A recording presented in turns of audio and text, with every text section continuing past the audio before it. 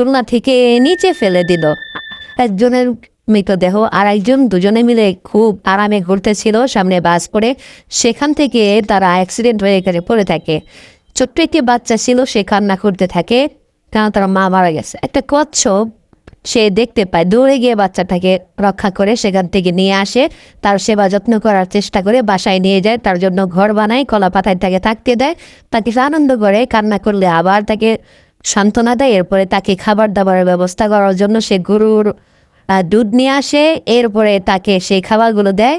দুধ আনার সময় তার পান্ডা তার পিছনে ধরে তাকে ধরে ফেলে, তাকে মারধর করতে থাকে। এবারে পান্ডা সেই দুধগুলো নিয়ে যায়, নেওয়ার পরে সে কান্না করে কুকুরের বাচ্চাটাকে সেই ছোট্ট পিচ্ছির কথা বলে। বাচ্চাটা দৌড়ে যায়, দুধটা চুরি করে আবার সেই কচ্ছপকে এনে দেয়। কচ্ছপ তখন ধন্যবাদ দিয়ে সে বাসায় যায়। বাসায় যাওয়ার পরে সেই পিচ্ছিটাকে আবার দুধগুলো খাওয়ায়। দুধ খাওয়ানোর পরে সে নদীর ধারে আসছে।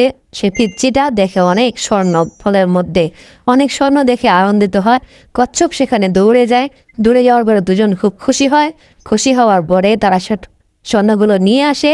স্বর্ণগুলো আনার পরে তারা অনেক টাকার মালিক হয়ে যায়। তারা এদিক দিয়ে পান্ডা এবং তার কুকুরের বাচ্চারা তাদের ঝড় তুফানে তাদের ঘরবাড়ি শেষ হয়ে যায়। সেই কুকুরের বাচ্চাটা এসে আবার কচ্ছপকে বলে, কুকুরের বাচ্চাকে টাকা দিয়ে দেয়। কচ্ছপ সেই টাকাগুলো নিয়ে সে পান্ডাকে দেয়। পান্ডা অনেক খুশি হয়।